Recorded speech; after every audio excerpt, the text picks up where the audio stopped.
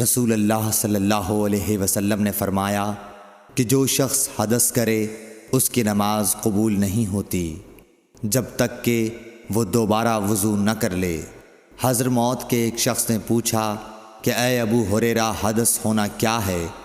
آپ نے فرمایا پخانے کے مقام سے نکلنے والی آواز والی یا بے آواز والی ہوا۔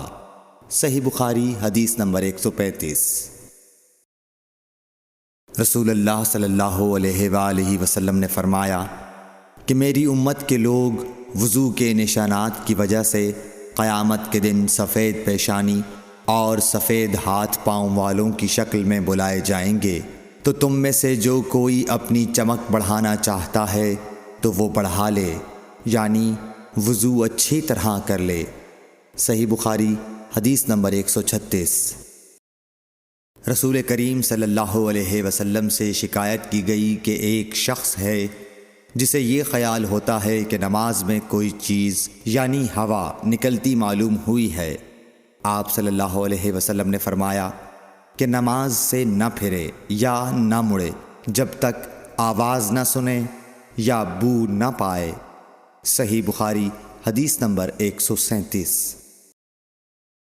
نبی کریم صلی اللہ علیہ وسلم سوئے یہاں تک کہ آپ خراٹے لینے لگے، پھر آپ نے نماز پڑھی، اور کبھی راوی نے یوں کہا کہ آپ صلی اللہ علیہ وسلم لیٹ گئے پھر خراٹے لینے لگے، پھر آپ صلی اللہ علیہ وسلم کھڑے ہوئے، اس کے بعد نماز پڑھی۔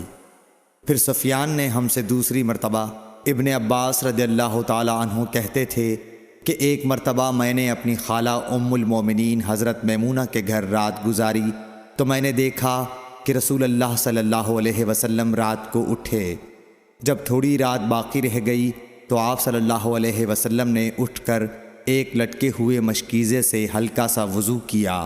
عمرو اس کا ہلکا پن اور معمولی ہونا بیان کرتے تھے، اور آپ کھڑے ہو کر نماز پڑھنے لگے تو میں نے بھی اسی طرح وضو کیا جس طرح آپ صلی اللہ علیہ وسلم نے کیا تھا، پھر آ کر آپ کے بائیں طرف کھڑا ہو گیا۔ اور کبھی سفیان نے ان یسارہ کے بجائے ان شمالہ کا لفظ کہا، مطلب دونوں کا ایک ہی ہے۔ پھر آپ صلی اللہ علیہ وسلم نے مجھے پھیر لیا اور اپنی داہنی جانب کر لیا، پھر نماز پڑھی جس قدر اللہ کو منظور تھا۔ پھر آپ لیٹ گئے اور سو گئے حتیٰ کہ خراٹوں کی آواز آنے لگی۔ پھر آپ کی خدمت میں مؤذن حاضر ہوا اور اس نے آپ کو نماز کی اطلاع دی۔ آپ صلی اللہ علیہ وسلم اس کے ساتھ نماز کے لیے تشریف لے گئے، پھر آپ نے نماز پڑھی اور وضو نہیں کیا۔ سفیان کہتے ہیں کہ ہم نے عمرو سے کہا، کچھ لوگ کہتے ہیں کہ رسول اللہ صلی اللہ علیہ وسلم کی آنکھیں سوتی تھیں، دل نہیں سوتا تھا۔ عمرو نے کہا میں نے عبید بن عمیر سے سنا، وہ کہتے تھے کہ انبیاء علیہ السلام کے خواب بھی وہی ہوتے ہیں۔ پھر قرآن کی یہ آیت پڑھی، میں خواب میں دیکھتا ہوں کہ میں تجھے ذبح کر رہا ہوں۔ صحیح بخاری حدیث نمبر 138۔ رسول اللہ صلی اللہ علیہ وسلم میدان عرفات سے واپس ہوئے۔ جب گھاٹی میں پہنچے تو آپ اتر گئے۔ آپ نے پہلے پیشاب کیا، پھر وضو کیا اور خوب اچھی طرح نہیں کیا۔ تب میں نے کہا یا رسول اللہ، نماز کا وقت آ گیا۔ آپ صلی اللہ علیہ وسلم نے فرمایا نماز آگے ہے، یعنی مزدلفہ چل کر پڑھیں گے۔ جب مزدلفہ میں پہنچے تو آپ نے خوب اچھی طرح وضو کیا، پھر جماعت کھڑی کی گئی۔ آپ صلی اللہ علیہ وسلم نے مغرب کی نماز پڑھی، پھر ہر شخص نے اپنے اونٹ کو اپنی جگہ بٹھایا، پھر عشاء کی جماعت کھڑی کی گئی اور آپ نے نماز پڑھی، اور ان دونوں نمازوں کے درمیان کوئی نماز نہیں پڑھی۔ صحیح بخاری حدیث نمبر 139۔ ابن عباس رضی اللہ تعالی عنہ نے وضو کیا تو اپنا چہرہ دھویا، اس طرح کہ پہلے پانی کے ایک چلو سے کلی کی اور ناک میں پانی دیا، پھر پانی کا ایک اور چلو لیا، پھر اس کو اس طرح کیا، یعنی دوسرے ہاتھ کو ملایا، پھر اس سے اپنا چہرہ دھویا، پھر پانی کا دوسرا چلو لیا اور اس سے اپنا داہنا ہاتھ دھویا، پھر پانی کا ایک اور چلو لے کر اس سے اپنا بایاں ہاتھ دھویا، اس کے بعد اپنے سر کا مسح کیا، پھر پانی کا چلو لے کر داہنے پاؤں پر ڈالا اور اسے دھویا، پھر دوسرے چلو سے اپنا پاؤں دھویا یعنی بایاں پاؤں۔ اس کے بعد کہا کہ میں نے رسول اللہ صلی اللہ علیہ وسلم کو اسی طرح وضو کرتے ہوئے دیکھا ہے۔ صحیح بخاری حدیث نمبر 140۔